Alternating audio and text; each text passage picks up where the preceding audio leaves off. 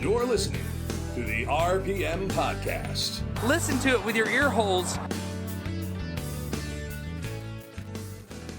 And here we are again, episode 195 of the RPM Podcast. It is 7:30 p.m. on Tuesday night. We've been absent the last couple of weeks. We decided, Josh has a few health problems. He's still a little sick now. He doesn't sound that great, but he was well enough to at least do the show for us tonight. I appreciate that. I'm Scott Riggleman, your host of the RPM Podcast down in Manchester, New Jersey.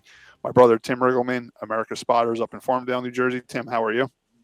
I'm good, ready to go. Feels like my first time. It's been so long. I know. It took us a while to get the equipment working again, too. It's been, we missed the last 2 weeks, and we hate doing that. We hate missing 1 week, and then to miss 2 weeks in a row is really tough. But we really have no excuses other than it's Josh's fault. We just blame everything on Josh. Joshua Matthews is the producer of the show when we do the show down there in Waretown, New Jersey. Josh, how are you? I'm still breathing, but I'm gonna shift the blame to the spotter. Might as well. Everybody else does, right, Tim? Oh, that's true. Yeah. So, all right. So we're going to talk a little bit about what happened last weekend at Wall Stadium, and mostly, Josh, we'll mostly just talk about factory stocks and ketchup packs, right, buddy? of course.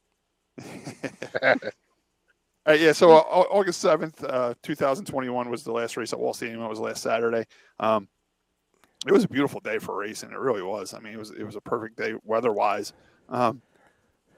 It was family fun night. That means a discounted price in the grandstands, which is only $10. How can you beat that? The only problem with that is the modifieds are off.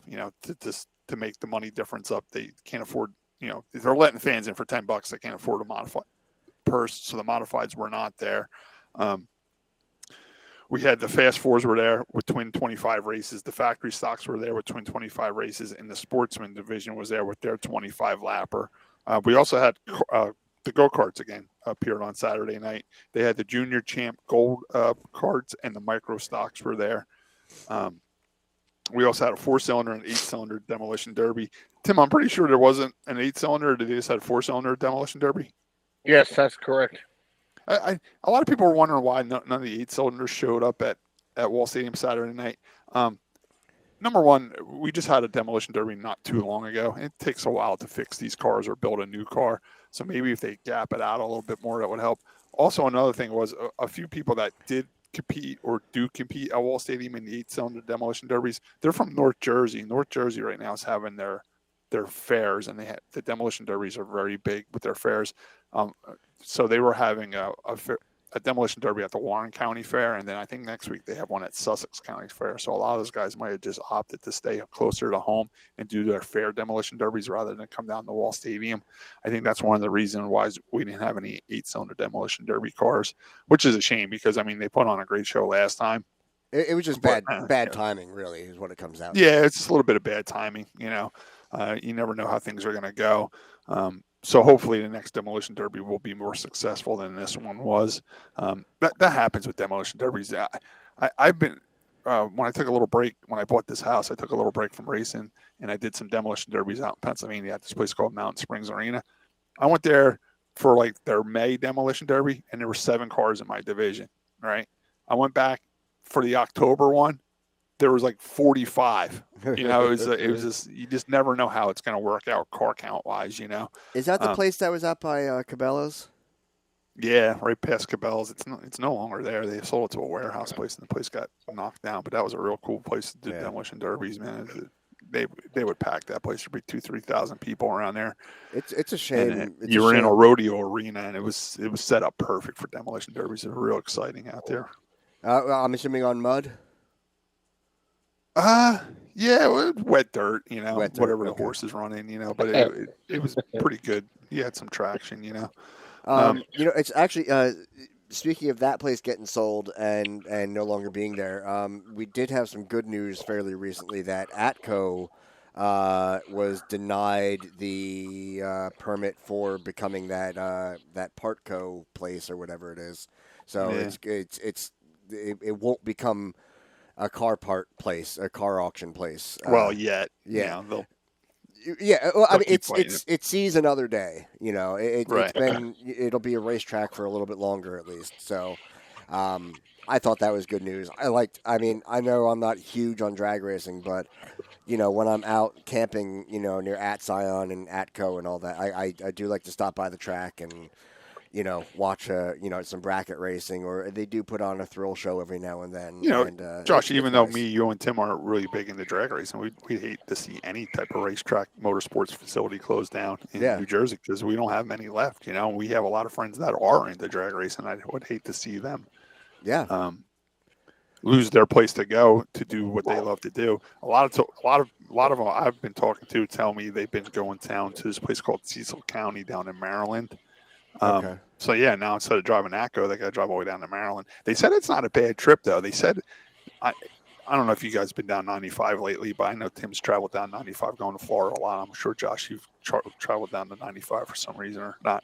But when you get into Maryland, it's really not that far. Once you get through New Jersey over Delaware Memorial Bridge, you're only on Delaware for like 25 miles. You're only going through a little section of Delaware. Right. Then you get into Maryland, and they said the Cecil County drag strip is right off the Rising Sun exit. Tim, I'm sure seen the Rising Sun exit. It kind of stands out because it's exit 100 and it's Rising Sun, something you always heard.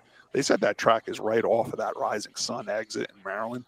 I never even knew it was there until people started talking about it. But they said it's not the fanciest place, but it's a drag strip, and they kind of been. It's like one of the situations, Josh, where for one track to survive, one had to close. You know what I'm saying? So now that they're getting the people from Atco coming down there, they're going to flourish a little bit better now that they have more people coming down there. Right. Well, yeah, because I mean the only other option, that I was thinking of offhand, would be going up all the way up to Island Dragway. Yeah, there's Island Dragway as well. And so I mean, you got to go north, you got to go south. I don't know what there really is in Pennsylvania if you go west. So, but it's. Yeah, I hate losing places or whatever, and Atco is a cool place just because it was close and it's just so relaxed for an atmosphere, like especially like I'm dirty from camping and everything like that, and I just wander in, I just pick a spot. You fit right in. Yeah, I pick a spot in the bleachers. I'm like, I'm just going to enjoy some racing for a little while, get a sandwich, and then I'll go back to my my tent when I go to bed. It's all good. But it was it's definitely something we're keeping an eye on. I'm sure there's people listening to the show right now that know more about the situation than we do. Oh, definitely. But yeah, it's definitely something we're keeping an eye on. We're glad that it did survive to live another day. But the bottom line is the owners want to sell it regardless. I mean, they're kind of showing their hand, Yeah, I just it would be nice if it could go to, a dedicated racing family. I still say Pocono should just drag race right on the front straightaway. I seen you got the room for it. Josh, if you go on their Facebook page and you research a little bit, they have been doing it a little bit, but they call them like they're almost like a rolling start drag race. Like the cars creep up together, and then when they get to the line, they go. So it's a little bit different type of drag racing. But they have been doing some type of drag racing right on the front straightaway. Okay, I think it'd be perfect to set up, the little burnout pad and everything, and just do drag racing on the front straightaway. I think it's perfect. Yeah. You can stage the cars on pit road, going towards turn 3. Then, once your turn, you loop around the pit road and get on the front straightaway and stage right there and go. I think it's perfect. Yeah. They have been doing it a little bit. And I think they're looking into it more and more up there. I just think it's something that Pocono can really do, because I mean a lot of the people that go down to Atco are from the city anyway, Long Island and stuff like that, so they can run right out of 80 to Pocono and go do it out there. Yeah. Huh. All right, guys. The pit area opened at Wall Stadium at 1 p.m. Rotating practice was supposed to start at 2:30, and it was supposed to go to 4:10 p.m. Do you guys know that we didn't really get started till about 3:30? Do you know why? Did the Sportsman take down the guardrail in practice? No, the ambulance was actually on its way to the track, and it blew a radiator hose on the Collinswood Circle. And they got a hose for it, and they got it fixed, but they didn't have water. They actually made an announcement over the pit loudspeaker that, the they needed someone to volunteer their time and run water down to the ambulance at the Collinswood Circle. So one of the race teams loaded up a 5-gallon jug of water and ran down to the circle, filled the ambulance up with water, got the ambulance to the track. But it got there late, and we didn't get started about 3:30. So we only got 2 rounds of practice, which is fine. I don't even want out one anyway. But yeah, it was just one of those weird circumstances that, here you are, you rush to get to the track, like I get up early in the morning, get everything loaded up, get the coolers packed, get ready to go, try to take a shower, try to get out of here by 1:30, so I'm there by 2:30, practicing at 3, and here I am rushing. You get there, and then it's just like, no, wait, hurry up and wait. Josh, that's how it works in racing. Yeah. And the reason why they want to get our practice over at 4:10 is we had the carts there. I mentioned that a little bit earlier in the show, and they needed a practice too. And when they practice, they want to practice from 4:10 to 4:30. They want to have kart practice, and we can't start our engines when the karts are practicing. Like the pits turn into a cold pit. It's just because they have kids for the go-karts in the pit, so we can't start our engines when there's kids, crossing through to go out on the track.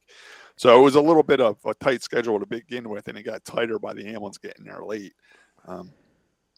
So yeah, that was kind of weird, but we all got our practice in. There was only 3 divisions there for us for the big track, so really to rotate them through went quick. It's not like there was 5 or 6 divisions there. You know what I'm talking about, Josh? Yeah. All right, so that got us through intermission. We had our drivers meeting. Really nothing new and exciting at the drivers meeting this week. Other than we're discussing the tire shortage. I mean, the tire shortage finally hit us at Wall Stadium, where there was absolutely no factory stock tires left for the last 2 events we had. So basically what we were forced to do, we were forced to race whatever tires we had left. I was lucky enough where I had a few good ones left, and Nancy's tires were still pretty good. So what the track decided to do, I don't know if you heard about this or not, Josh, but what they decided to do, we had 2025s. It was either... And we didn't feel that it would be fair if we raced for points, because she doesn't know everybody's tire situation. I would have been fine racing for points because my tires were pretty good yet. So she just decided to give us all 30 points per race show up. So we got 60 points for showing up and racing. She was like that, or she's just going to cancel the event and wait until we get tires. And we all wanted to race, so we all agreed that that's fine, whatever, So everybody that showed up and raced Saturday night got 30 points per feature event for being there.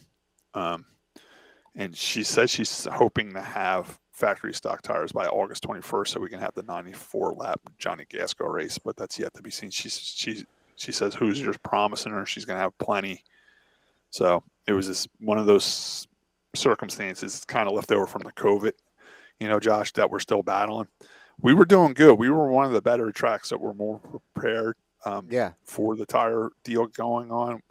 Lucky enough, kind of in a way, it was, we did end up running the Turkey Derby, but because of it, not racing on Thanksgiving weekend and being delayed and racing in April, we didn't have the huge turnouts like the 35 to 40 cars we normally have. So you and had people coming from over. other racetracks buying 6 tires or 7 tires. So in a way, it was we were fortunate that they had an abundance of tires left over from Turkey Derbies, but we have depleted that now. We're down to none.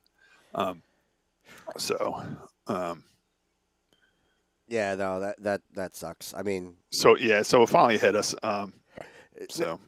But it's really just a race tire shortage. It's not a everywhere. Yeah, it's Hoosier tire, it's Goodyear tire, it's American Racer, it's everywhere. I tell you what, it's a shortage in general. When I went to go buy, everybody's like, "Oh, let's go back to DOT tires."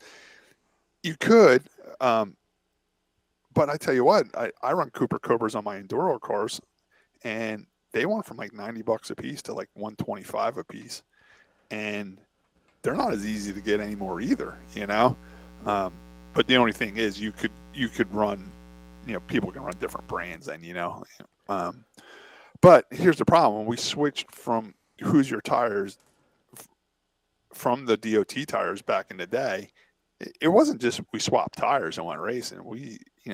We changed gear ratios and different springs, and I know I went stiffer with my spring package, and I went from running a 373 gear up to like a 410 because the tires are so much different. You know what I'm saying? Yeah. So it's not like we can just throw the DOT tires and go back on, we would have to switch back to what we were running before.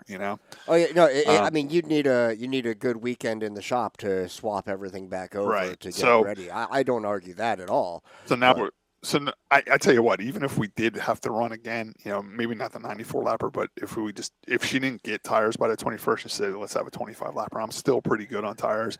I tell you what, my car actually runs pretty good on older tires. So I lose a little bit, but not as much as some people do. I'd be fine racing even again, or like a regular 25 lapper, but she wants to have this 94 lapper for Johnny Gasco, and we all do. And it's just a matter if the tires come in or not. Yeah, I mean, I saw down in New Smyrna, they canceled their whole program Saturday because of the tire shortage.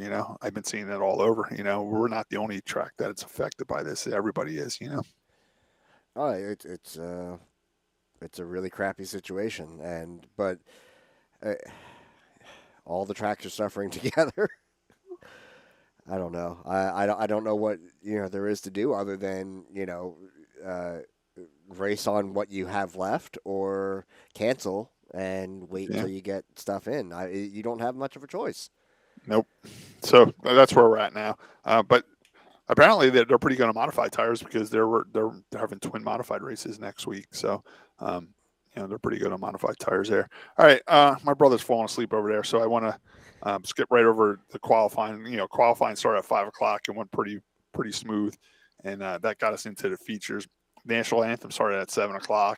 The first feature down the hill was the Fast Fours. Josh, can you pull those results and see just how many cars we had and stuff like that? For the first Fast Four feature, there were 15. 15 cars. Yeah, and 13 for the second one. So I'm not sure if that was crash out. So that usually tells me someone had problems in the first one and didn't make it out for the second one. That's usually how that works. There's usually a couple less in the second one. I didn't get to watch the Fast Four race because we were the next feature out and I was getting the cars ready. Tim, did you watch the Fast Four race? Yeah, it was a great race. The two 11 cars was the Marquette and Neil Rutt the third was in the other one. They battled for the lead for the win. Great. It was a good race. Other than there was no big wreck. It's been so long now. I don't even know. There was no wrecks or anything I remember. Bad ones. Yeah, both those 11 cars are owned by Sal LaGuardia, and they look pretty much identical, and they're both super fast. It's basically coming down to if Neil's driving the one or Ryan Moore's driving the other one out there, or basically whoever's driving them, whoever gets out first is going to win with one of those cars, Okay. What was the top 10, Josh? Yeah. All right. So the top 10 was Ryan Marr, Neil Rutt III, Alonso Morales, Chuck McDonald, Nicole Rosano, Mike Lavery, Cody Critelli, James Hall, Bill Schwartz, and Tim Burgess. There's a few new names in here I didn't recognize. I know Chuck McDonald. He comes down from Waterford all the time. He's actually battling a guy for a championship up there. I think they race Wednesday nights up there, and they're like 2 points away from each other. So Chuck was thinking about not racing Wall and saving his car for Waterford, and then he talked the guy in that he's battling for the point lead at Waterford to come to Wall. You know what I'm saying? So now they both are putting the time on their car and stuff like that. So yeah, it's pretty good. Their first and second point people up at Waterford in the 4-cylinder division have been coming down the Wall and racing with us. That's pretty cool. That's cool. Yeah, I like that. What about the second feature for them? Well, it's the next feature was the factory stocks. After the Fast Fours, the factory stocks came down the hill. What we did was we drew for positions for the heat races, and then where you finish in your heat race is where you start in the feature. But what got that confusing was people, if you want a feature, you can't start higher than fifth. So like, I won my heat race, so technically that should have put me. I was in the second heat race, so technically that should have put me on the outside pole for the feature. But since I have a feature win, I couldn't start higher than fifth. It also happened to Brian O'Shea. I think Brian O'Shea won the third heat race, so that would have put him third in the feature, but he also has feature wins too, so he couldn't start higher than fifth, so it kind of jumbled things up. So I think with the rules being you only get 30 points no matter what, they should just drop that fifth place rule and just let you start where you're. Yeah, we did receive a text message from Emily Krause during the week of her plan, how she wanted to run the show, and she did explain us the qualifier procedure, and she did say that the handicap, the feature win handicap was still going to be in effect. Josh, I've never been in a division in my life so much where we're handicapped to death. I mean, you got your regular handicap where, the last 3 races, and it goes by money. So see how far you start back into that. Then if you win 1 feature, you can't start higher than 5th. If you win 3 features, you can't start higher than 9th. If you win 3 features, you got to add 50 pounds, which happened now. Now Johnny Carpenter's up to his 3 feature wins, and I think Brian O'Shea's up to his 3 feature wins. So it's just like we're in a division where we get handicapped to death over there, man. Yeah. I don't know. I still say, hey, it's an entry level division, so you know. I still like the cone races. I think every week should be a cone race. Yeah. I just think it helps mix it up a little bit, and makes for you to be daring too, and jump to the outside and try it. You know what I'm saying? Yeah, because honestly, you can get real lucky and move up 10 spots, and then somebody just is a little late on the throttle, leaves a little gap, and then you can jump back in, and you're good. There was one race, the last cone race, one of the races, I think it was your 4 cylinders. Like everybody took the bottom. Yeah. Well, that's when you jump up top because you might. Yeah, like say if I'm in a situation, Brian O'Shea's leading, Elliott's second, Johnny Carpenter's third, but they both choose the bottom. Well, now I'm sitting 4th. I'm going to jump up top. I'm not jumping up top to think I'm going to beat Brian O'Shea and be first. I might not even jump to the top and hope to beat Elliott and be second. I'm hoping to get behind Elliott and be third. You know what I'm saying? At least, it's like a risk versus reward thing. You might lose a couple, but you're still further ahead than you were. It's a risk, but at the same time, you could still easily gain. Sometimes like 5-10 spots depending on the field. I mean, if you were in 10th and then you got and it moved you up to 5th, I mean, who wouldn't take that? Right. It just made your night a little bit easier. So yeah, I'm all for it. All right, so do you want? Plus, I just think it helps. I think we talked about this before, but I think it just helps quicken the lineup process. For the restart back up. Instead of people trying to figure. There's no arguing or nothing. You had a chance to pick, and you chose. I mean, that's it. Once you pass that cone, you are where you are. Yeah. All right, so the factory stock had their first 25-lap race. I'm like Tim. I really can't remember much from the first one. I did get up front. And I did fall back, but it was a fun race, and it's one of those races, Josh, where you got to be a little on the cautious side because you have another race coming up. You know what I'm saying? You don't want to wreck in the first one and not be able to compete in the second one. Yep. So you got to use your head a little bit more than you normally would on a regular Saturday night. It kind of adds to the excitement as a driver and a car owner. I don't remember them being any bad wrecks in the first one or anything like that. I think everybody was able to continue for the second one. I don't remember anybody running around looking for parts or anything like that. I know after the heat races, Chris Webber unfortunately broke a rocker stud, but his father came over. I had everything they needed. They had a rocker stud. I had a rocker nut. They were able to get their back car fixed and ready for the feature. I think Brian O'Shea said that he actually lost power steering in the first one and he was still able to win. And I'm telling you what, if that's true, that's quite an accomplishment because I tell you what, everybody's like, oh, we used to run them with manual steering back in the day. Manual steering and power steering that's not working is 2 totally different things, right, Josh? Yeah. Oh, yeah. Yeah. No, because I mean, the gearing ratios are different. The torque, that needed on the wheel was different. I mean, these cars were designed, to have that power, assist. Right. Exactly. So and you're still pushing that fluid without the power assist. You know what I'm saying? It's totally different. I always notice when I lost power steering in a race, it just causes the car to automatically push because you're yanking on the wheel and now the car's pushing. And as much as you want to, as much as you want to yank that wheel to the left to get through the turn, muscle it, But then you also have to be ready to come back the other way fast enough so you don't push yourself. Well, yeah, you're exactly right, Josh. That's the other problem. Now, if you get in a scary situation, it's harder to react and correct the car. So I tell you what, if he won that race without power steering, it's pretty impressive, Yeah, I mean, if your car's, otherwise set up like on a rail where, you're not fighting a tight or loose condition, then it's that much better to do. But I mean, I've had a car not in the best shape and lost the power steering, and you're trying to make all those adjustments while fighting that, and it ain't fun. Your car's hard enough to drive with power steering, let alone without power steering. Yeah, pretty much. All right, Josh, hit us with the top 10 of the first factory stock race. All right, so Brian O'Shea, Kevin Flores, John Carpenter, Joey Helberg, Dom Rochkowski, Elliott Wall, Scott Riggleman, Robert Stack, Nick Catone, and Doug Ashford. Oh, I want to give a shout out. So that moves us on to the Sportsman race. I just want to give a shout out to Teresa Collins with 11th. That's a pretty good spot for her. Yeah, that's good. She's doing. She a lot better. She did a 16. I looked at the times. She was doing 16-1s, Josh. She's there. She's getting there. Yeah. Yeah. She was running pretty good.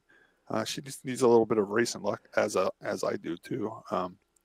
Yeah, you have. Just to prove to everybody that the RPM podcast curse does exist. It's not a myth. It really does exist. A couple weeks ago, we had Mike Carr on after he won a big Sportsman race over at Wall Stadium.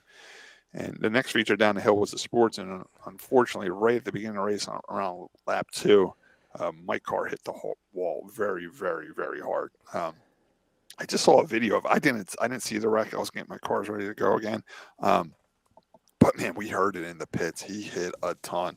And automatic red flag, the whole deal, and the track was closed down for a while.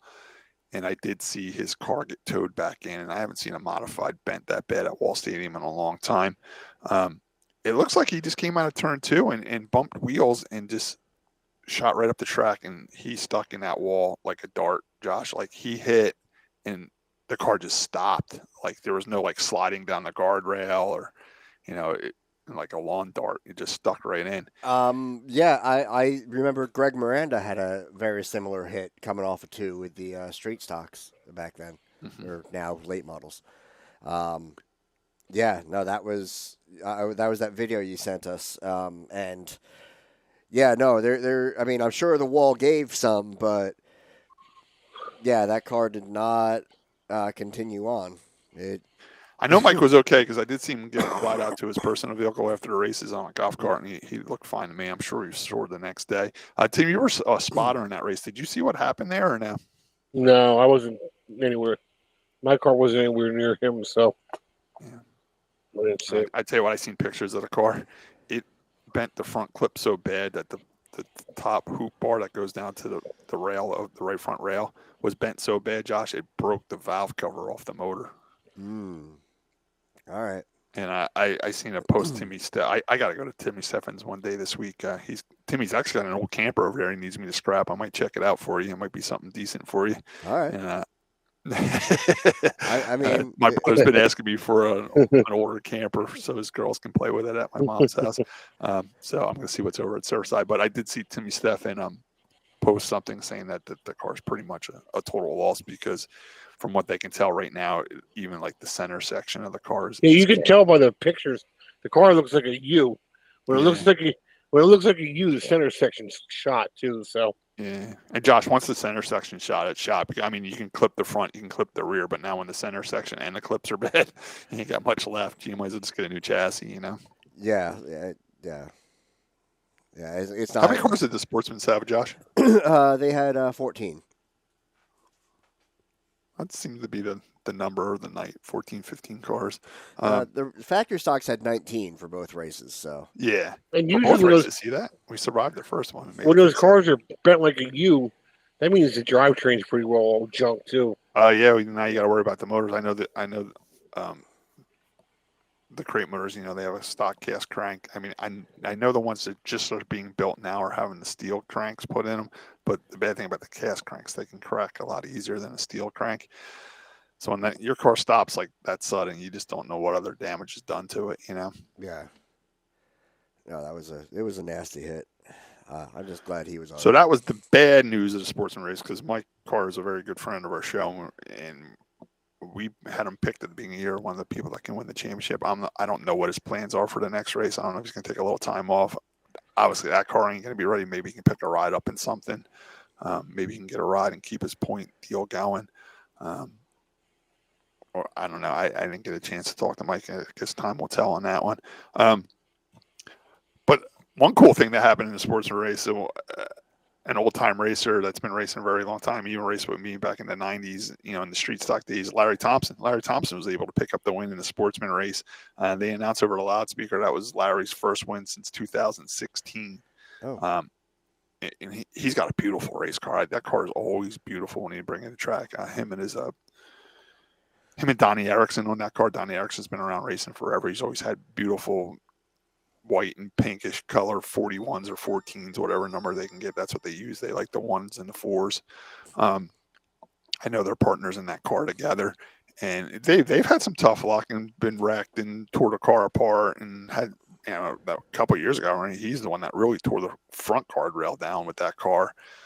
So to see him not give up and quit and keep on racing, and it finally paid off for him with a win, which was pretty exciting because I heard he had a lot of pressure from behind for the last few laps of that race. Tim, did you get to see that? Yeah, they raced hard.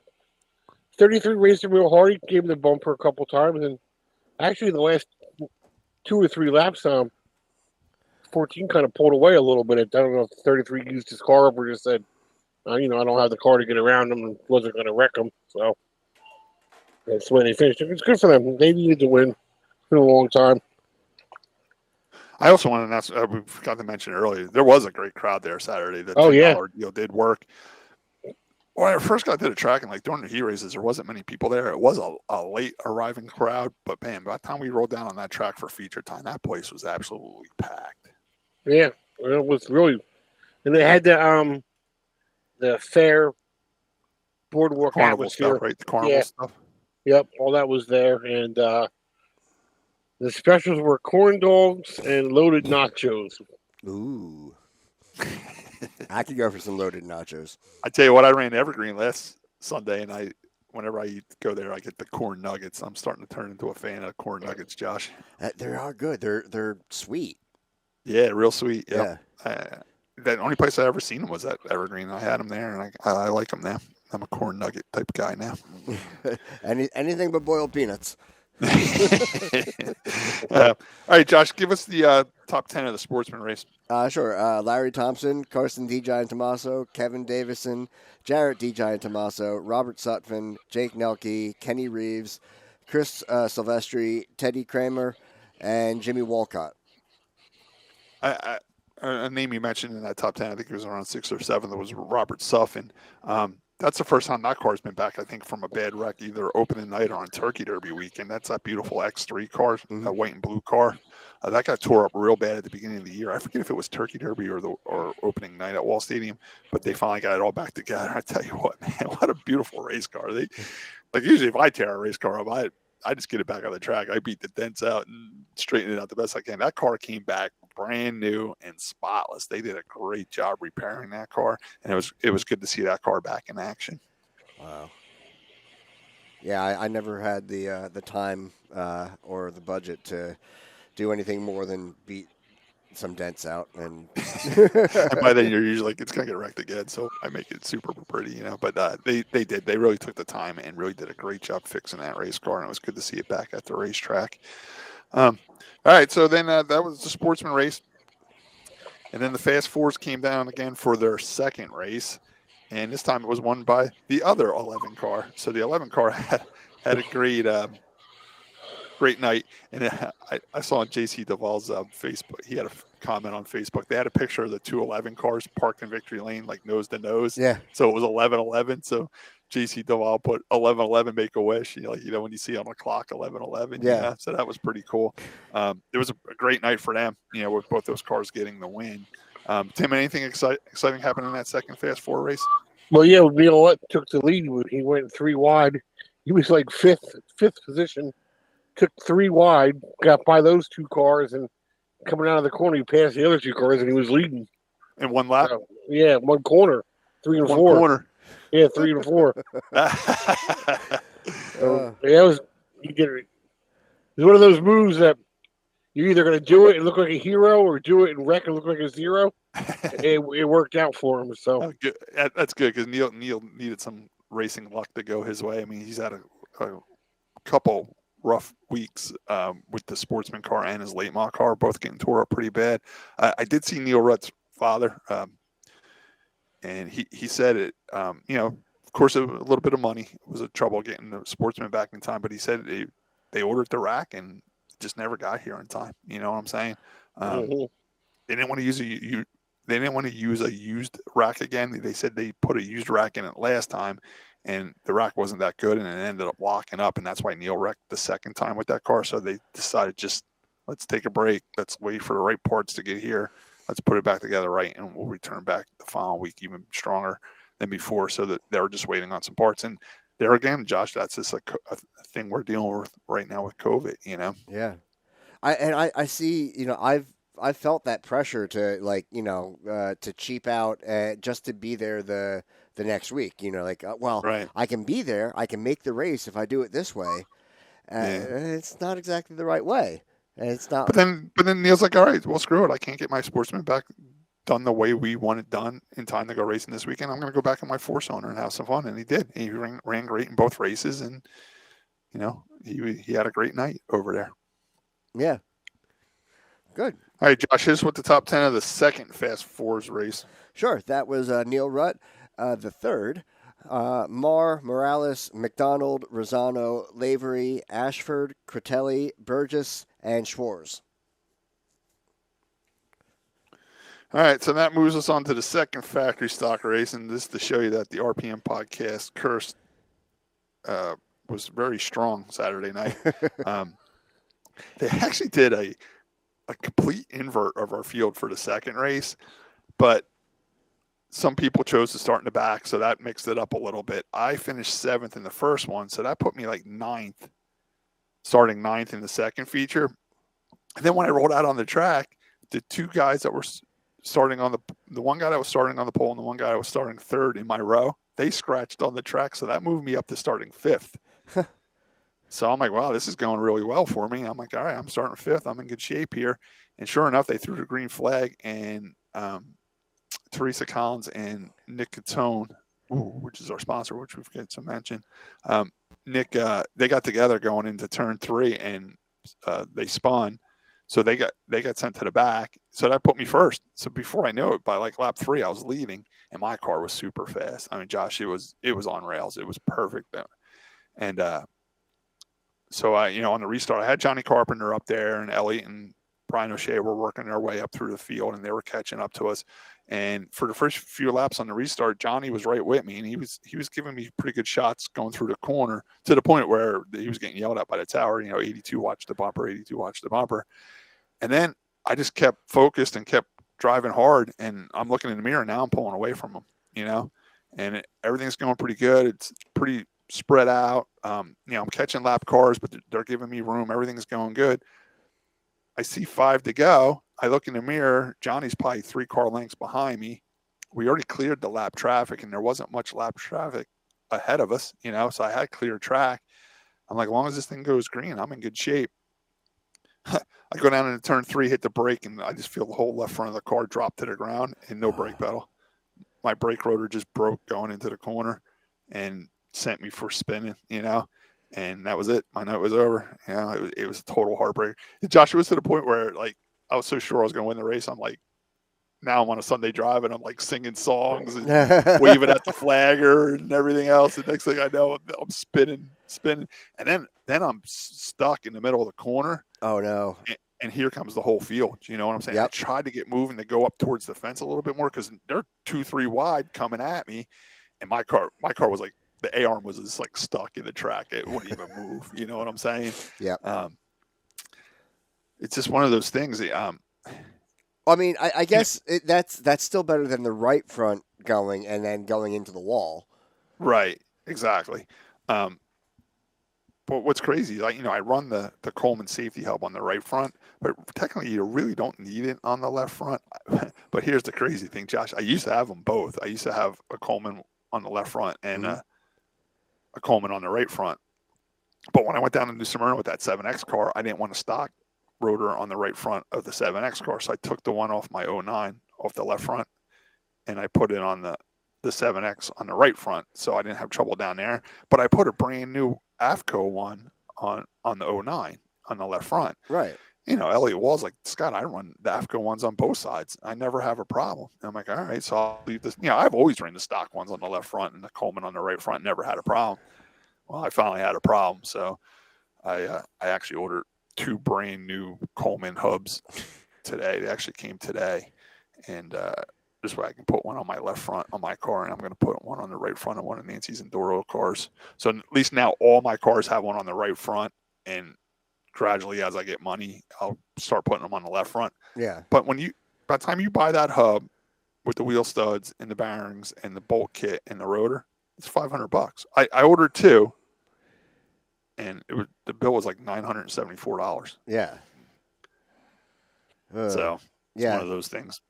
I mean, but maybe it's the right way to go, just so you don't. Yeah, you gotta have it. You know what it is. And I also noticed too, when we ran the DOT tires, they weren't breaking as much. Now with the Hoosier tires, though, there's a lot more pressure on them. That's the weak part of the chain, Yeah.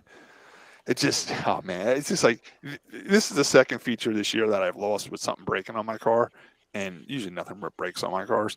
I had a race pretty much one not too long ago. My exhaust manifold broke. Yes. So I don't know. Whatever. It just wasn't my night. It was a heartbreaker.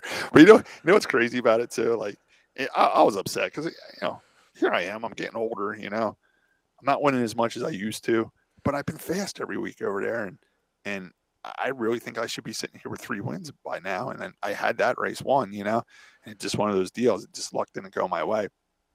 But here's the crazy thing. Like, through my towing business, I deal with a lot of racers that race now, former racers, people that, raced a couple times in their life. It's just everybody had a story like that I dealt with since Saturday night. You know what I'm saying? Like, yeah. I mean, Josh, you could probably even tell me a story like that. I was running great one night. I was going to have a great finish, and the fuel line broke or something like that. Or, even Nancy has a story. She almost had the powder puff one at Turkey Derby, and she got fuel cell foam in the gas, and she was like a half a track ahead, and the car started for gas, and she had to pull off. I towed a car for Charlie Kramer, who we had on the show before. He told me he had back when they had that All-Star League, he was winning a dirt race at East Windsor, like a 50 lapper that paid him like $5,000 to win. He said he had all the great dirt guys beat. Buzzy Ruderman was in second. He said he was going down the back straightaway. Same thing. He looked in the mirror. He had a half a straightaway lead on Buzzy Ruderman on the 49th lap going down the back straightaway. So this vapors coming out of the stacks because it was injection. He ran out of gas on the last lap. Could have been one of his biggest wins of his year. He had a bunch of stories. He's lost Garden State Classics and everything. He's telling me all these stories. I'm like, Charlie, still not making me feel any better. I still lost Saturday because something broke, But every racer has that story. It's a part of the up and down of the sport we're in, Yep. No, we've all been there. It's not fun, but I can almost guarantee you're not gonna, have that happen, or at least in the same way again. Al, you had that what is it, the bearing seal, the rear? Oh yeah, that was the rear seal go.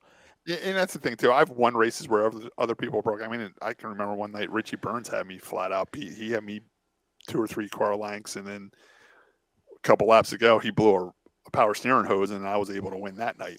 So it works both ways. Oh yeah, you've benefited from somebody else's misfortune. Right? It happens.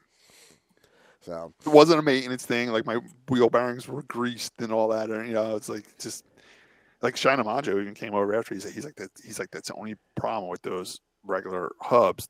They work great, but you get hit in them once, and you don't even think it's a big hit or nothing, and it could just be enough just to crack it a little bit, or it could just be something as simple as fatigue from it being hot and cold, and it just gives out. Yeah. Well, that, and I think we talked about the tires being different earlier. The Hoosiers are just bigger tires.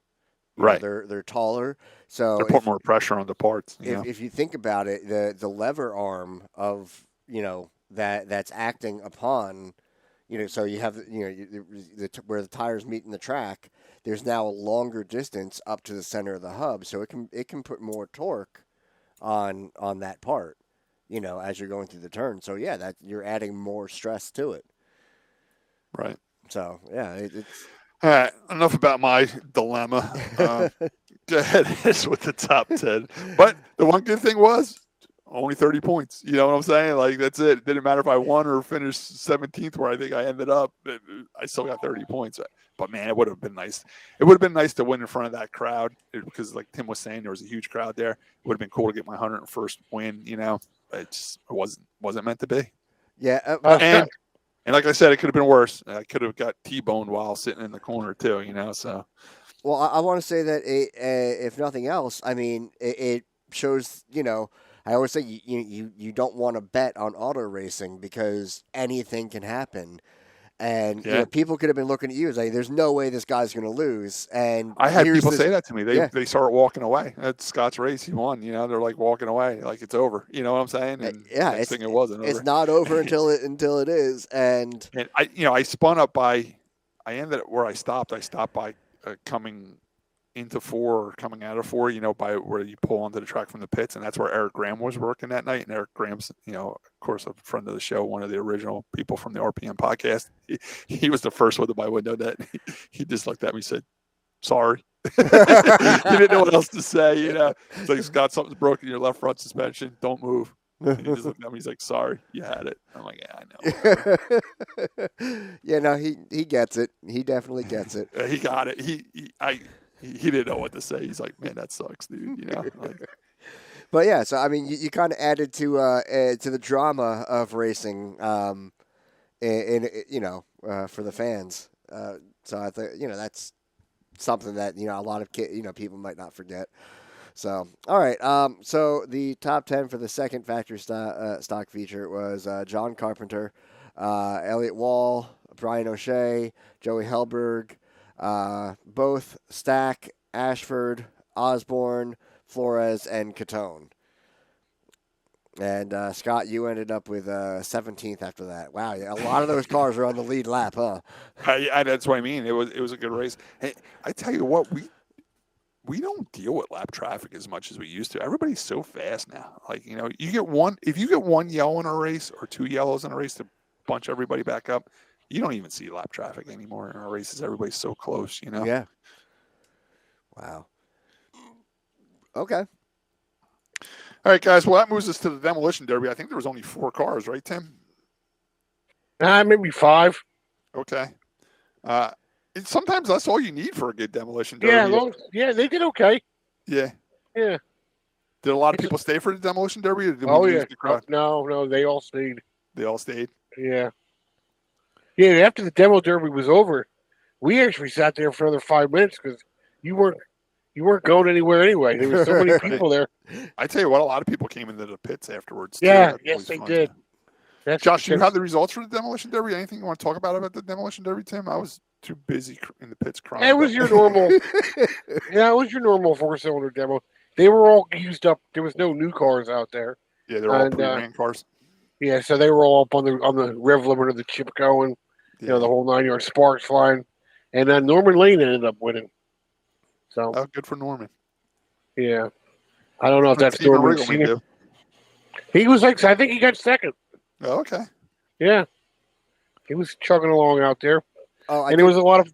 Go ahead, Josh. Oh no, I was going to say after we wrap that up, I do want to talk about the micro stocks real quick. Yeah, they did intermission. Yeah. Oh, right. And there was a lot of new faces there, but there was Rich Buck was there. Scott, he finally made it to the track. Oh, good. Yeah, it's nice to see Richie get out of the house and make it back over to the racetrack. Yeah, he's been battling some health issues. He looked really good. So that's a good thing.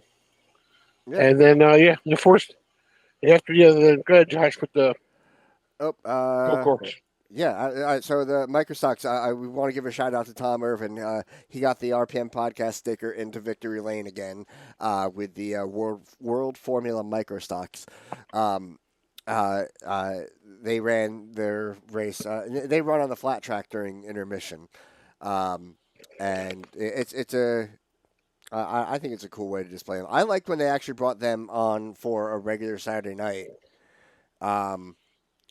This is going back years ago. They had a random night where they would showcase the Sunday Series division on Saturday night, and the microstocks are pretty cool. So we had Tom Irvin, Josh Berry, Brian Russell, Jared Hale, and Mike Turton for the results on that. And I just want to make sure we gave them a call out. I have a whole bunch of other results from the quarter midgets that I'm going to share on our Facebook page because it is a long list to go through. So I want to give them credit and thanks. And the other race that they ran for the go-karts was actually the best division there as far as competition, but unfortunately, only 3 of the cars, they didn't have their full field of cars. But it's the division now that Mark Rogers' son is, and he ended up winning that race. So that's a big deal for the Rogers family to have the little kid winning in front of all those people. Oh, that was good. Yeah, that was good for them. So, and then we rained out. I tell you what, they don't disturb. I like having them there. And, they park over in their corner. I mean, the only time in the pits so when they're racing, we just got to make sure we don't start our engines. But I think they're a great addition to the Saturday night program. I enjoy having them there during Saturday nights. With having it's an intermission hour time anyway. You know what I'm saying? It's an hour-long intermission. You got to have something to do. Yeah. I think they're a great addition to the Saturday night show. And like Tim says, it lets these guys showcase what they do on Sundays in front of a large crowd on Saturdays. I think it's a great thing. Yeah, I mean the girls absolutely love it. They don't care. They finish first, second, or last. As long as they get to race in front of that crowd, that's all they care about. So, well, that's a question for you, Tim. What's the name of the girls' division? Like the Junior Champ Gold were there. Are they like the Junior Blue? Champ? I think Blue. Junior Champ Blue? Yeah. Okay. I think. Now they couldn't have put a gold plate in or slide or whatever they're called. Well, no, it goes by age. It goes by age? Okay. They could have, because that's the division that they ran in before the other kids got older. Okay. They raced with all those guys, so they very well easily could have, yes. But you can't by law, so. And then we rained out Sunday. But I might as well. I saw that. That was devastating. You guys I might as well mention that Bailey won the week before, so she was happy about that. Yeah. Uncle Scott's new tires. Yeah. I might need that money back, Tim. I just spent $1,000 on safety hubs. I hear you. All right, guys. I just want to talk about a little bit what's going on. Josh, were you done with the carts? Yep, I got that. I just want to talk about a little bit what's going on for next week. Real quick, I just want to. We don't talk about IndyCar as much anymore. I just want to say they raced at Nashville, and I thought that was really cool. Did you watch any of that, Josh? No, I didn't get a chance to. But also speaking of now, I mean. I just wanted to bring up that the passing of Bob Jenkins. I mean, right. For me, growing up, when NASCAR was on ESPN, he was the voice of NASCAR to me. As I was a kid growing up around it. And I know that eventually like NBC and Fox and everybody else started taking over, and that moved Bob to IndyCar and. Doing a lot of work for Indianapolis Motor Speedway. But yeah, I mean, I remember, Thrills and Spills episodes, on ESPN, and, Bob Jenkins was hosting that, and, all those highlights. And then there'd just be other stories he would do. And I'll never forget, even as a kid, he goes, he introduced something. He goes, and I'm Bob Jenkins. I'm like, yeah, we know, because like you're the one that does all of this stuff, And it's sad to see him go. What did he die of, Josh? Do you know? Brain cancer. Ooh, that's he apparently had survived a bout with colon cancer years ago, and he lost his wife to brain cancer in 2012, this was his turn with brain cancer, and he succumbed to it. And he had recently, I mean, he was still working as of very recently doing announcing and PA work, for IndyCar. Yes, I don't know if it was. Obviously he was not the healthiest, but I don't know if this was more sudden or if this was they saw this coming. Either way, it sucks to lose him. Just a great announcer. I think he always said he was just a fan that got lucky when people asked how his career got started, and I'm glad that he was happy doing what he did for work. So just a shame to lose. Unlike you, Josh, you despise your job. I despise doing pools. I don't despise the other job as much. All right, guys. So next week at Wall Stadium, Saturday, August 14th, twin modifieds, twin 30 lappers for the modifieds. That's always exciting. INX Legend cars are there with a 25. Limited late models are back for a 25 lapper, and the fast fours, man, they're the workhorse lately. They had a twin 25s last week, and they have a 50 lapper this week. And it's a bingo night, race car bingo night. I'm not sure how that works. Tim, did you ever do race car bingo over there? They've done it, but I've never paid any attention to it. I don't know. Well, that's your homework assignment, Tim. Because I know you'll be there spotting for somebody in the modified race, so you got to report back to us how race car bingo works. Okay. Yeah. They can't even get through scoring a 35 lap modified race on a regular night. Now they got to put bingo involved in it. I like bingo. I hope it works out well. It's a pretty exciting night over there. I do towing for the Barneys, and I get to talk to Robert Barney and Dick and Blake. They got a marathon their weekend. They're calling it. They have twin modified 30 lappers at Wall Stadium. Then they're going up to Evergreen on Sunday. They have he's actually leading the race. They had a 40 lapper going on up at Evergreen. He was leading the first 5 laps and it started raining. So they still got to do 35 laps of that race up there. Right. And then they have like twin 40 lappers or something up there. So he's got 5 modified feature events this weekend, 2 at Wall and 3 at Evergreen. Wow. We have to get Larry back on it.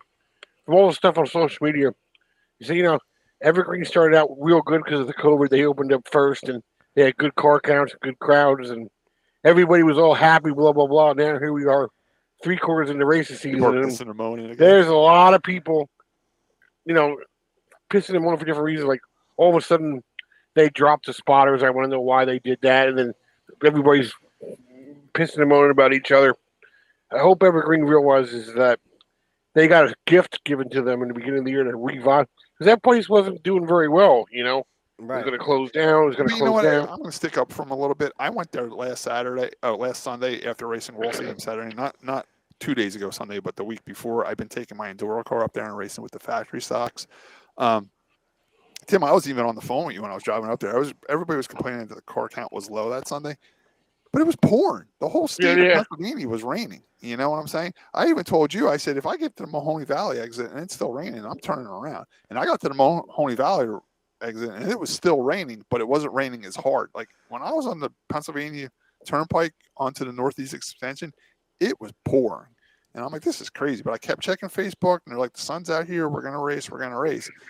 And I drove in the rain all until I got to Route 80, and it finally stopped raining about 2 exits from Evergreen, and the sun was actually shining, and it ended up being a beautiful day. But the damage was done. I mean, I even raced Saturday night at Wall with the intentions to go straight home, switch the cars around, and be ready to leave Sunday morning. But I said to Nancy, I'm looking at my phone. It was 90% chance of hail and thunderstorms at Evergreen. So I said, I'm not even worried about Evergreen. Let's go to the Ark. We went to the Ark for dinner and ended up hanging out all night over there with Tony and Maitja, the waitress, all night. I wasn't even in a rush to get home because I didn't think there was a chance in hell I was going to be racing Evergreen on Sunday. I woke up Sunday morning and the sun was actually shining at my house. So I'm like, I better check. And like 9 a.m. they put that they were racing. So I had to quick switch everything around and haul butt up there, and ended up being a beautiful day of racing. But I think the weather killed it, that day with the car counts, Yeah. My point was they started out real well and they've been doing good. I hope they're not making poor decisions. Yeah. I also noticed up there too, where Wall Stadium kind of survives without their modified headline division. Like they can give the modifieds a night off and they still pack the place. Where Evergreen, the attendance just drops. Once the modifieds aren't there, the attendance drops. But I'm sure this Sunday, if the weather's good, it's going to be a good barometer of where they're at up there, because with all this modified racing, the place should be packed, you know? Mm-hmm. Yeah. All right, well, we'll see how it turns out, I guess. All right, guys. So that kind of touches on everything. Another cool thing that's going on next week, Josh, I don't know if you realize it, but I'm pretty sure at Indy this weekend, they're having the doubleheader where they're having NASCAR and the Indy cars there racing on the road course. Okay. That's pretty cool, huh? That'll change it up for the fans. Yeah. I like that. I like that last week. Last week they raced over the bridge. That was cool. Yeah, we did touch a little bit on the Indy cars going to Nashville. It was a cool backdrop. I liked watching the Indy cars race through the city. I did like them watching going across the bridge, and I didn't realize that they were going to go back over the bridge. You know, Yeah. Which kind of makes sense now that I think about it. If you will cross the river, you got to get back over it somehow. You know, I just for some reason never thought that they were going back across the same bridge, and they did. So it was pretty cool. They went over the bridge, kind of went around like this weird loopy thing, and then went back over the bridge. The only problem I had of that race course, it was awesome. Don't get me wrong. The crowd was amazing. I couldn't believe how many people were there.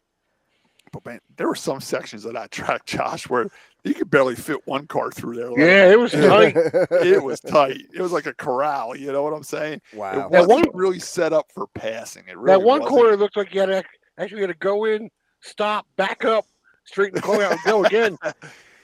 It was one of those deals like whoever didn't rip the wheels off the car won. And the crazy part was the guy that did win, he launched in the air and did rip his nose piece off and was able to make repairs and come back and win. And that made for a pretty exciting story. I did like the track. I like the idea of it. I hope they keep doing it. They're kind of talking about it being the new Long Beach. You know what I'm saying? How Long Beach, California race was their big race. This is kind of replacing that. And I think it has all the potential in the world to do that. They just got to widen it up somehow. They got to make a few more passing zones because, I mean, yeah, you can pass on that bridge. That was a high speed area and it was a long straightaway. But the problem is it's hard to pass because it's such a high speed rate. Everybody's up to speed by then. You know what I'm saying? Mm-hmm. And then you go into this braking zone where it narrows down to where you can barely fit one car through there, let alone pass, you know? They definitely got something going there. It needs to be tweaked a little bit and make it a little bit better, but it was definitely cool to watch, you know. And I'm also going to pay attention to what happens at Indy with the NASCAR and IndyCar racing on the same weekend. This is something they've talked about doing for a long time. They just never quite put it together, and now it's finally happening. So let's see what happens, and maybe it's something they can do in the future. Man, I would love to see them at Oval somewhere together. Like Josh's favorite place the IndyCars goes, Texas, you know. Yeah. Oh, should we bring up Jimmy Johnson? Yeah. Yeah. Oh, he had a rough, God, man. Jimmy he had a Johnson rough weekend. Nancy looked at me because she was watching the race. So she looked at me. She's like, why is Jimmy Johnson even doing this? Like, it's bad. It's getting bad, you know. Now he's talking about doing ovals. Well, he won't be doing them for long, at least. he wrecked real hard going across that bridge, man. And that was during warm-ups, He said he wrecked right? 2 cars that weekend. That was during warm-ups? Yeah, warm-ups. Jesus. And I think he wrecked during time trials, too. They wrecked it during the race, and they disqualified him because they They're were working on the car on the red. Yeah. And even me and Nancy said, who cares? He's laps down. He's last. Let him fix his car and go back out there. It's not like he's going to go out there and win. You know, he's just trying to get laps and put on a show. And you know what's crazy? At the end of the race, they showed all the fans walking out, and they're all walking across the bridge. And I saw a lot of 48 Jimmy Johnson shirts, like cup shirts. Yeah, he definitely still brings a crowd. The IndyCar is the dumbest with that. Like, just let them fix their car and go back out. They're going to be laps down you're anyway. A short field anyway. You're a short field anyway, you know. Like, or NASCAR, I can see them getting away with. They got 40 cars, you know. But, you know, Indy's got like 23, 24 cars. They did that. Lose a couple, and then you're a short field, you know. Let them fix their car and get out there, you know. Exactly. They did that at Pocono to Hunter Ray and I think Rossi or whatever. And then you have all these people that came, you know, probably for Jimmy Johnson, you know, not expecting a win, but to at least see him. See him race, be part of history. Yeah, let him go back out. You know, what's he going to do? He's not going to get that much in the way or hurt anybody. You know, At most, he's going to hit something else. And then you have more highlights. Oh, God. IndyCar hates themselves. God, they do everything so ass backwards. All right, so that pretty much wraps up what we're talking about racing-wise. I just want to do a quick reviews and recommendations. I don't know if too many people are going to be into this down this way. Back when I was younger, I did work 2 years with the Truexes running the Busch North Series with Martin Truex Sr. This is before Martin Truex Jr. was old enough to race. He was racing go-karts at New Egypt at the time. So I got to know quite a few people on the Busch North Tour, and I kind of fell in love with that tour. It was pretty cool. It was like basically everybody was buying old Busch South cars, and you're bringing them up north, and we're racing them on little racetracks like Hudson Speedway, Star Speedway, Stafford, Thompson, Monadnock, like really tracks that these heavy cars weren't designed to race on. Every once in a while, they throw us a bone. We'd run Nazareth or Loudon or Dover or something like that, and it would be, a bigger race for us, and we need nicer cars. But it was basically old Busch cars. It was basically kind of like a fancy street stock division, you know what I'm saying? Yeah. Because we were ripping the nose pieces off them and everything like that. We at Truex's, Martin did end up buying some brand new race cars, but a couple of the cars we had were old Steve Grissom Channellock cars, So like a lot of the cars that race in that Northern Tour had a history from down south. You would buy someone's old car, and bring it up north and race it. There's a new podcast called Uncommon Deeds, and it's these two guys from Vermont, and they're basically interviewing a lot of the old drivers from the Busch North Series and the ACT Series.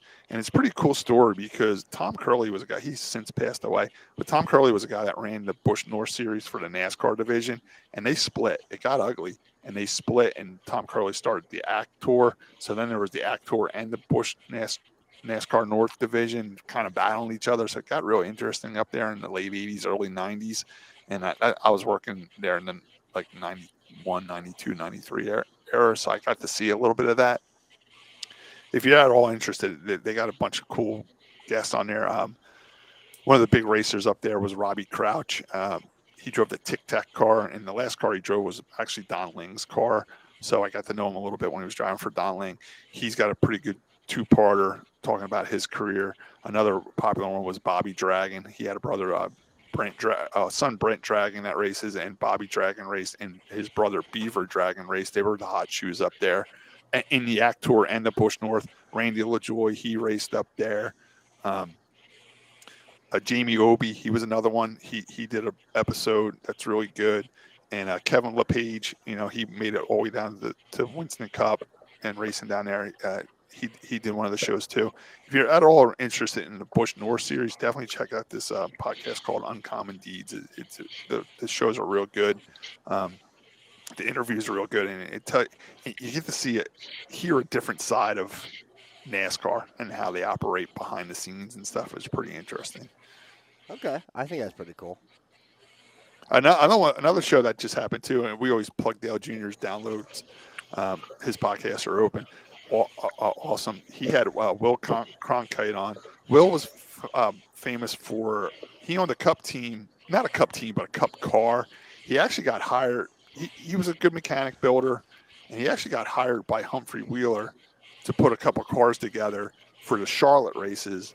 Humphrey, always being the promoter, always wanted like a side story, and he needed a team to help him do it, and he kind of helped Will Cronkite buy a couple cars and set up a shop.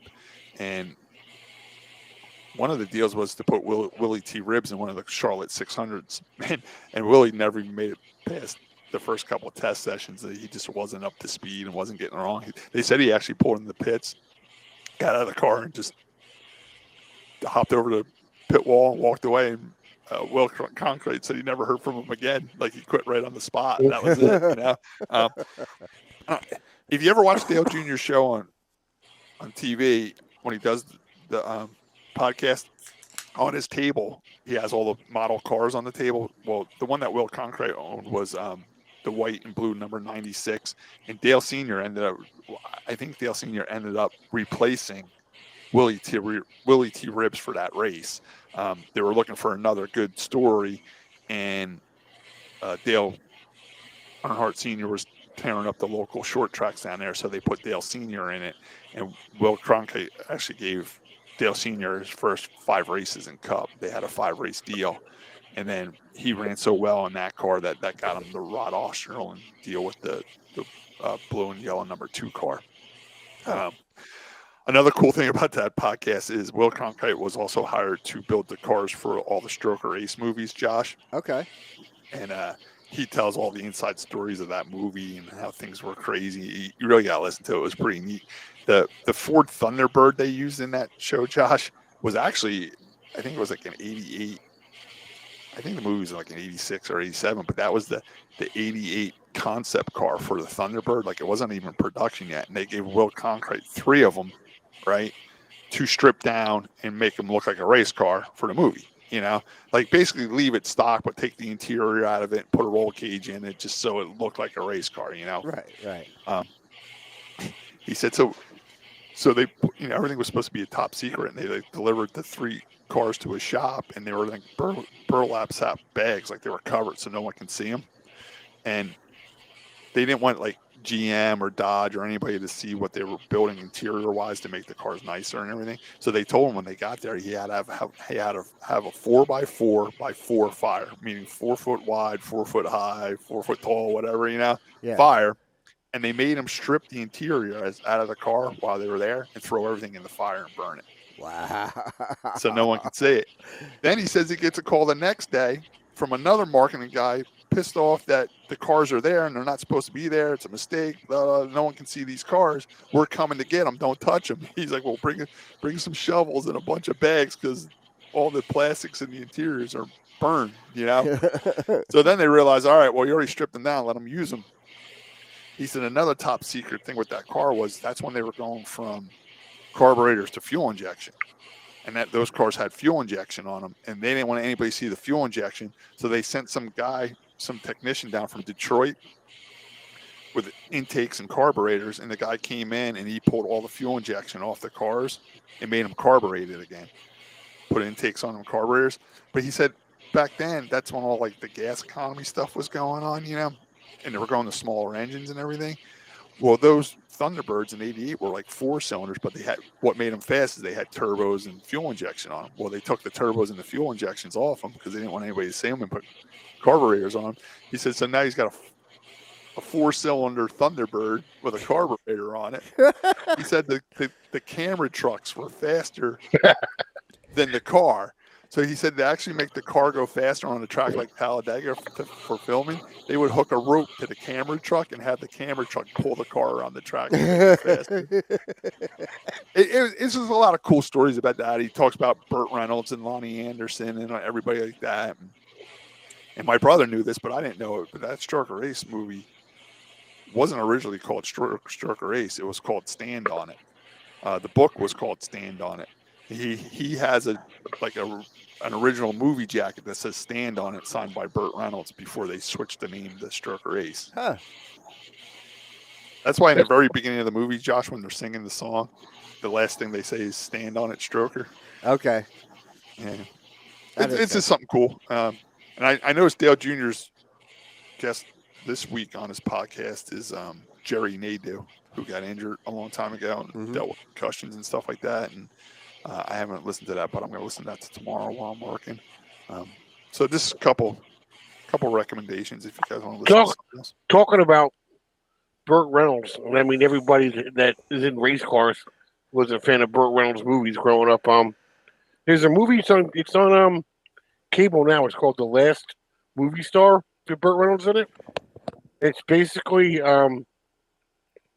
his life as a movie star. They don't use his name. He plays an actor that was really famous, and now he's old and washed up. And it's a really good movie. And they use parts like he'll be like what's the movie where we're going down the river, Deliverance in the canoe? Oh yeah, okay. There'll be a part where young Burt Reynolds. Ever see that movie Deliverance, Josh? Mm-hmm. It's Waretown. There'll be that movie will change your life if you watch it. That's why Josh likes to go camping in the woods. Yeah. Anyway, there'll be a part where Burt Reynolds is going down in the canoe with the bow and arrow shooting the fish. Yeah. And old Burt Reynolds is sitting in the canoe with him. and Really? they're talking about how, it sucks to get old and blah blah blah. Oh, wow. And then there's a part in the movie where he's in the Trans Am with the bandit, talking to the bandit about it's a touching movie because it's Burt Reynolds went from mega superstar to here he is going to die in a couple.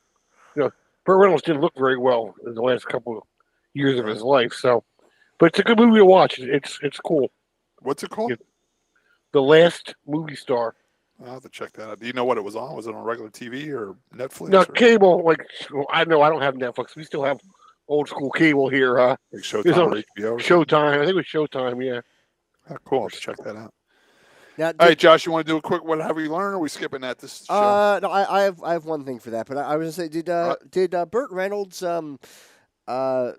do anything else racing? I mean, like, obviously he's known among racers and stuff, but did he do anything like Kenny Rogers, like started?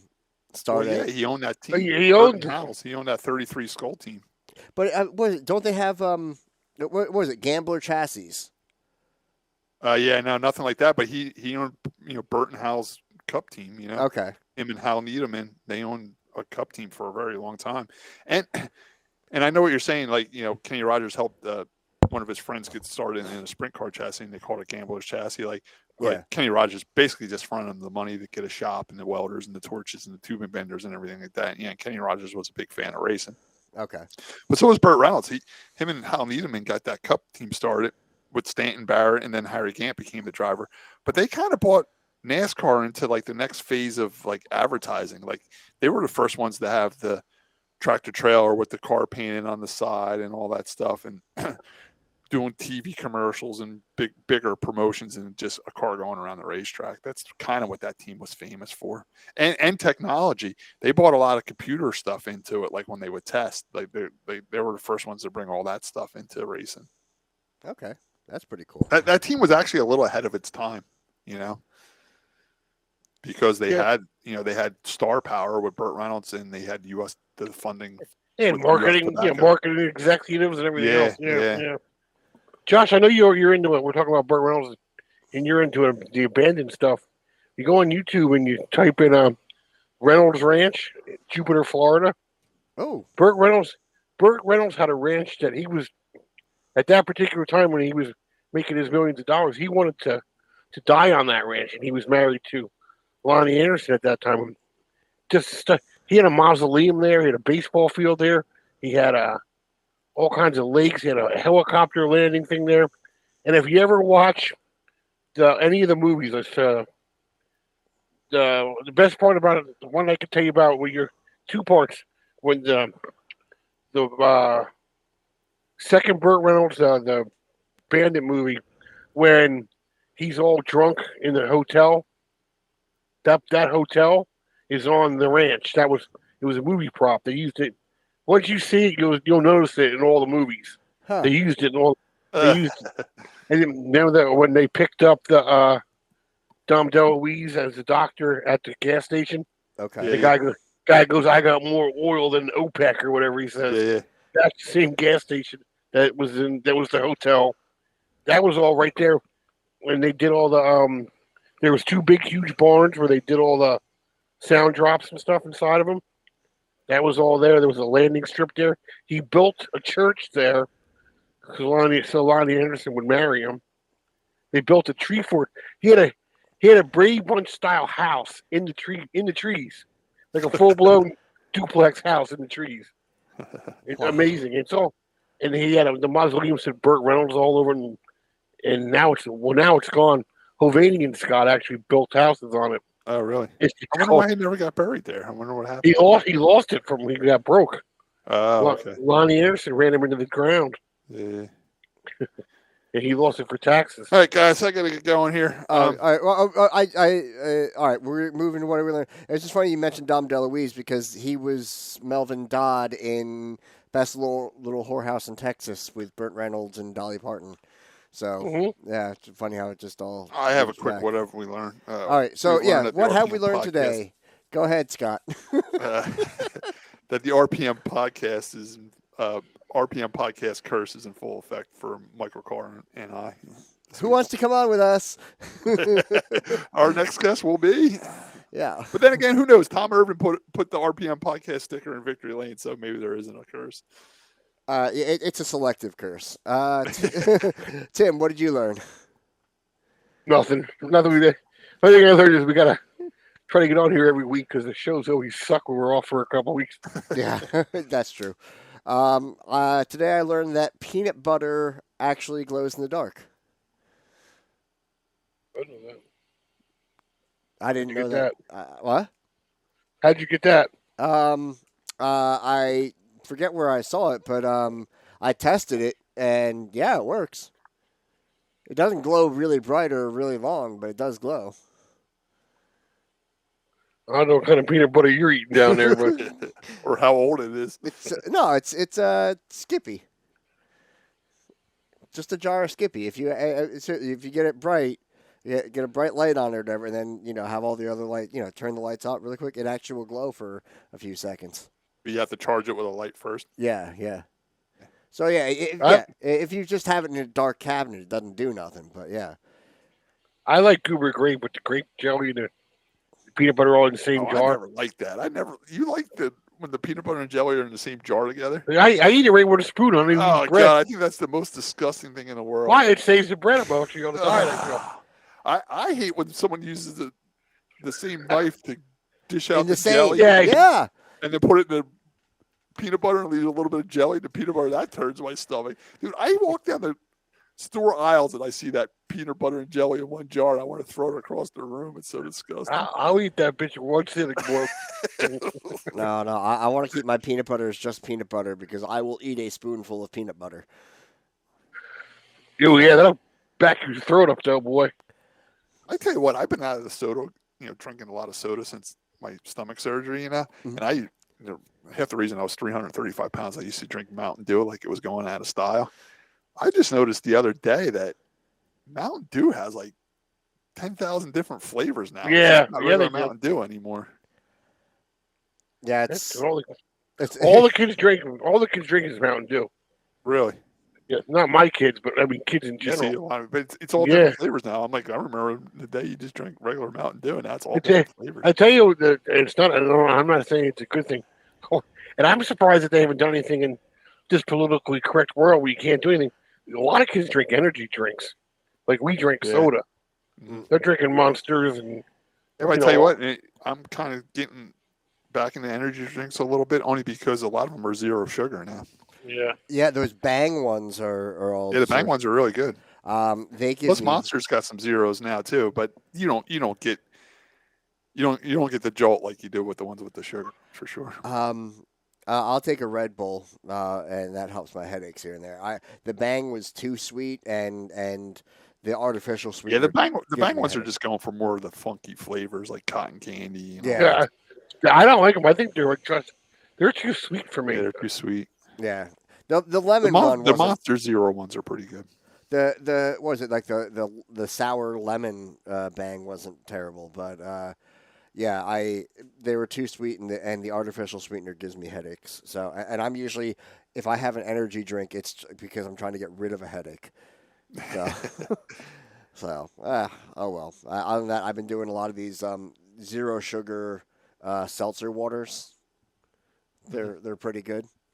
So yeah, I'll occasionally throw in a ginger ale. Scott, one thing I wanted to mention is a while ago now, but Earl Cross mentioned a couple weeks ago that Clark Van Buskirk died. Yeah, that was the Brass Castle car. Yeah. That sucks. I think, if I remember correctly, Tim, we're going back to the 80s and 90s, he used to come down. He lived right on the Pennsylvania-New Jersey border. Yeah. Kind of by where we're just talking about the Warren County Fair out that way. Kind of by that Toby's Hot Dogs. That's where that Brass Castle business was that sponsored him. Tim, I actually think he was one of the people that came down here when, we're talking about how Atco's getting ready to close and everybody's going down to Maryland now to drag race. I think he's one of the guys we got when Dorney Park closed. I think he migrated down to Wall Stadium when Dorney Park closed. I think he was originally a Dorney Park modified driver, and he came and raced Wall. He was sponsored by Brass Castle, which I'm not even sure really what Brass Castle was. but he had a pretty prominent all over his race car, and he had Evans style chassis too. He always had nice race cars. Never really ran up front, but he was one of those people that were here every Saturday night racing with us. Back in the 80s and 90s. He always had a big push. Yeah, he did have a big push. And when Flemington got paved, of course he lived closer to there, so he even raced Flemington in the very early pavement years too. Yes. Huh. All right. Well, thanks for ending the show on a downer, Tim. But Yeah. Well, the whole show's been down. You broke it. It rained. Blah blah blah. Yeah. Josh is sick again. Yeah, I think I'm on the back end of this now. Thankfully, it's been I've been feeling like absolute crap since really it started Thursday night. I tell you what, Nancy too. She was borderline not going to race Saturday, but she ended up racing, and she didn't go to work today or yesterday, and she laid in bed all day Sunday too. She got a lot of people I've been talking to is a little on the sick side right now. Yeah, Bryce got this initially, and they checked him for COVID. He was negative. They tested me for COVID, and I'll hear back, but they don't think it's COVID. They did a strep test that was negative, so they think it's just a cold. But Speaking about the COVID, it looks like we're going backwards again, Scott. Yeah, sure does. You got to wear a mask at the Wawa again here. To go That's why I inside. love Wawa.